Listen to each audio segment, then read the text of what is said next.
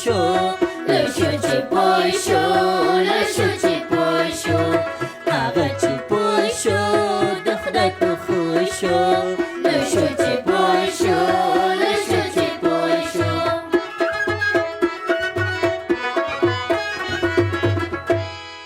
قدرمنو اوریدونکو، نننۍ خپرونې ته مو د سلام په ویلو سره هرکلی کوو. دا د زه میرویس امینی او زما ملګری د لفروز زیرک ستاسو په چوپړ کې یو. که څه هم د دودیزې کورنۍ دندې ورکول زده کوونکو ته ګټور دي، خو باید فکر وشي چې له کورنۍ دندې څخه کار اخیستل څرنګه نور هم اغیزمن کیدی شي. په دې خپرونه کې همدا موضوع در سره څېړو. د دې لپاره چې کورنۍ دنده اغیزمنه شي، د اغیزمنتیا زیاته شي، ښه به دا وي چې کورنۍ وظیفې د اهدافو په رابطه باندې لکه چې مخکې سوال کې وویل شو تمرکز شوي. دا هم د ښوونې او روزنې د چارو د یو کارپو غږ و چې د کورنۍ دندې په څرنګوالي او اغیزمنتوب غږېدلی. بشپړه مرکه به یې لږ څه وروسته واورئ. همداراز د خپرونې په وروستۍ برخه کې به د داسې یو ټولګي بیلګه درته وړاندې کړو چې په هغه کې زده کوونکو ته اسانه، په زړه پورې او اغیزمنه کورنۍ دنده سپارل شوې ده. خو خوږې، ته ولې خپل لاس نه دی پورته کړی او ورخته؟ ته ولې لکه چې کورنۍ دنده مو نه ده لیکلې؟ ښوونکي صاحب، زما پلار او مور سواد نه لري، نو زه چا سره ووایم؟ عزتمنو اوریدونکو، زموږ په ښوونځیو کې د کورنۍ دندې ورکول یو عام دود دی. هغه په دې ډول چې ښوونکي له زده کوونکو څخه غواړي څو ورځنی لوست څو ځلې په کتابچو کې ولیکي، یا یې له ځان سره تکرار کړي، یا د کتاب له تمرین څخه څو سوالونه حل کړي، یا یو شمېر لغتونه زده کوونکو ته ورکول کېږي چې هغوی یې په جملو کې استعمال کړي، او دې ته ورته نورې کورنۍ دندې. د کورنۍ دندې دا شکل د ټولګي د درسي فعالیت بڼه لري. توپیر دومره دی چې دغه ډول فعالیتونه زده کوونکي په کورو کې په یوازې توګه ترسره کوي او په ټولګي کې ښوونکی هم له دوی سره مرسته کوي. خو خبره دا ده چې که زده کوونکي دا ډول فعالیتونه په کورونو کې په یوازې توګه ترسره کولی شي، نو د عین تمرین تکرارول به ډیره ګټه ونه لري، او هغه زده کوونکي چې لوست یې په ټولګي کې زده کړی وي په هماغه قناعت کوي او کورنۍ دنده نه ترسره کوي. او هغه زده کوونکي چې لوست یې نه وي زده شوی، نو ډېرې بیا په کورونو کې د مرستې لپاره څوک نه لري، او ځینې بیا د وخت د کموالي او په کورنیو چارو کې د بوختیا په سبب کورنۍ دنده نشي ترسره کولی. د دې ستونزو ترڅنګ که ښوونکي هره ورځ او ټولو زده کوونکو ته کورنۍ دنده ورکړي، نو له یوې خوا به زده کوونکي ستړي کړي، او له بلې خوا ښوونکي ته د ټولو زده کوونکو کورنۍ دندې کتل ګران او ناشونی کار بریښي. د دې ستونزې د اوارۍ په اړه به د ښوونې او روزنې د چارو د یو کارپوه ښاغلي امیر محمد منصوري مرکې ته غوږ شو. محترم منصوري صاحب، که تاسو مهرباني وکړئ راته ووایئ چې زده کوونکو ته د کورنۍ دندې د ورکولو موخه څه ده؟ معمولا هدف دا وي چې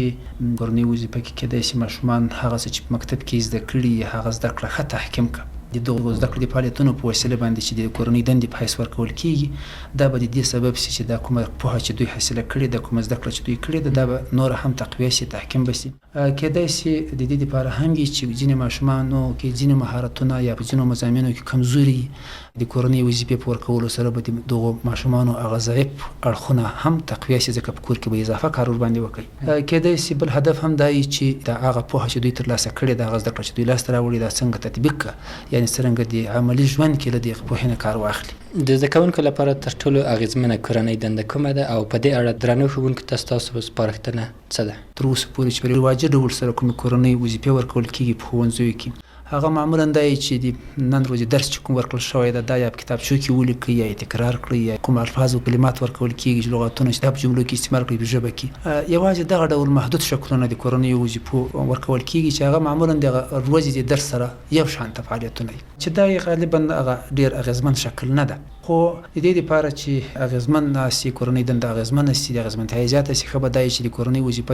وظیفې د اهدافو په رابطه باندې لکه چې مخکې سوال کې وویل شول د هغو په مطابق کورنۍ وظیفې د اغېزمنتیا لپاره دا هم ضرور ده چې د شاګردانو د ځانګړتیاوو او د هغو د وړتیاوو او ستونزو په اندازه یې د هغو په نظر کې نیولو سره کورنۍ وظیفه ورته ورکړل شوې، او دا ده چې نه ډېره زیاته وي چې په ماشومانو باندې اضافي بار شي، او نه ډېره بې رابطې وي چې د دوی لپاره بې مفهومه عمل شي. د دې لپاره چې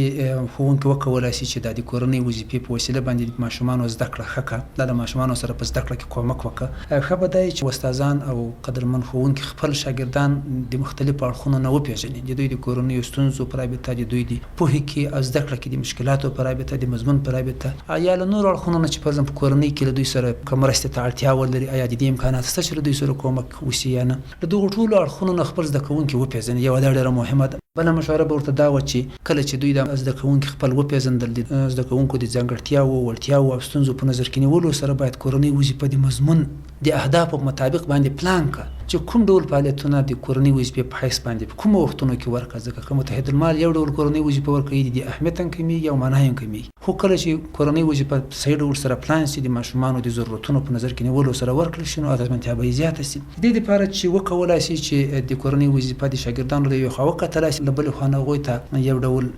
لارښوونه وکړه یا هغه اصلاح کړه د کورنۍ وظیفې اهمیت زیات شي ښه به دا وي چې د استادان خپل زده کوونکي په داسې نسبي ډول سره په وړو ګروپونو وویشي د دوی د اړتیاوو ځانګړتیاوو ستونزو له مخې او ټولو ته هره ورځ په یو وار کورنۍ وظیفه ورنکړه بلکې مختلفو زده کوونکو ته مختلف ډوله کورنۍ وظیفې ورکړه بل شی چې کوم ممکن ده هغه کیدای شي دا وي چې شاګردانو کورنۍ وظیفې په ګروپي ډول سره وکتلی شي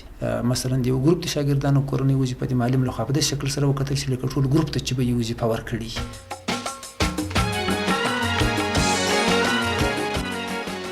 د کورنۍ دندې د اغیزمنې کارونې په اړه مو د ښاغلي امیر محمد منصوري مرکه واورېده لکه چې وامو اورېدل د دې کار لپاره باید ښوونکي خپل زده کوونکي د ستونزو وړتیاوو اړتیاوو او نورو اړخونو له مخې سره بیل او وپېژني او په څو برخو یې وویشي کورنۍ دنده باید د مضمون د محتوا سره سمه پلان او موخه یې وټاکل شي د دې لپاره چې کورنۍ دنده زده کوونکو ته یو اضافي بار او ستونزه نشي ښه به دا وي چې ټول زده کوونکو ته او هره ورځ کورنۍ دنده ورنکړل شي راځئ چې د خپرونې په دې برخه کې د سټوډیو ټولګي ته ورشو چې هلته په دې اړه څه کیږي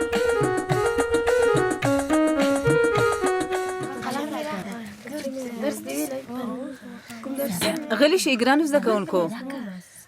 مخکې له دې چې لوست پیل کړو لکه تل غوندې به ستاسو کورنۍ دنده ګورم انشاءالله چې ټولو به ترسره کړې وي ښوونکي صاحب ما لیکلې ده ښوونکي صاحب ما هم لیکلې ده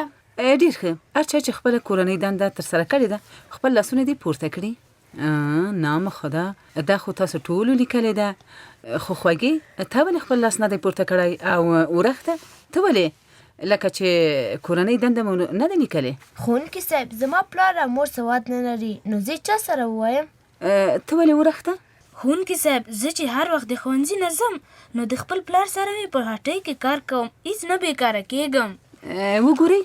هر ستونزه یوه د حل لار لري که تاسو وایئ چې موږ په کور کې سوادداره نه لرو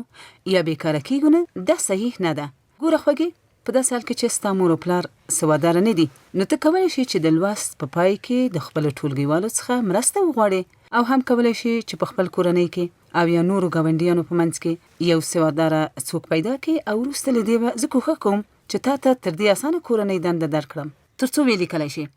او ته ورخته که هټۍ ته ځې دا خو ډېر ښه کار دی خو ته کولی شي چې د هټۍ د کارونو د کولو ترڅنګ خپله کورنۍ دنده هم ترسره کړې او هم کولی شي چې د شپې نه هم دا کار وکړې څنګه ورخته سمه ده زه به کوښښ وکړم چې له دې وروسته خپله کورنۍ دنده هره ورځ راوړم خو اوس به زه تاسې په ګروپونو ویشم او تاسو 2 تنه هم په دې ډلو کې کښېنئ چې تاسو یې هم ښه زده کړئ ښه ښوونکي صاحب اوس نو د ګېډۍ نه نیولې همداسې 12 تنه سره جلا شئ او هم د خوږې نه نیولې 12 تنه نور بیل شي او سپوږمۍ تاسو هم 12 تنه سره بیل شئ او خپله ډله جوړه کړئ ښه ډېر ښه ډلې مو جوړې شوې هو ښوونکي صاحب اوس نو تاسو 2 ګروپه چې کورنۍ دنده مو د افغانستان د مشهورو غرونو په هکله ده په خپل منځ کې شریکې کړئ او که کومه غلطي مو هم درلوده نو په خپل منځ کې اصلاح کړئ او په همدې ډول 2 نورې ډلې د افغانستان د مشهورو سیندونو په اړه خبرې وکړئ نو اوس پیل وکړئ افغانستان غرونه بابا کوچ فیروز بابای کو نه بابا غر ښه اوس نو له هرې ډلې نه یو کس د تورې ډلې مخې ته راشي او خپل ډلیز کال در سره راوړئ ښوونکي صاحب لومړی ډله راشي د هرې ډلې نماینده دی هغه کورنۍ دنده دلته ماته راوړي چې په خپلو ګروپونو کې اصلاح کړي دي ښوونکي صاحب دا دی راوړم یې څرګنده او خوږې تاسو هم د خپلې ډلې کورنۍ دنده راوړئ ښه ښوونکي صاحب ډېر ښه او ډېر ښه او د بابا د غره په هکله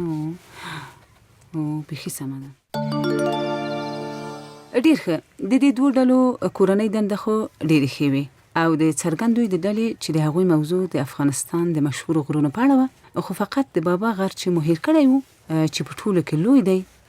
څرګنده دا به بیا اصلاح کړئ. ښه ښه ښوونکي صاحب. ډیر ښه. نو تاسو بیخي سمه ترسره کړې ده. تاسو د سټوډیو د ټولګي درسي بهیر ته غوږ وئ چې هلته ښوونکي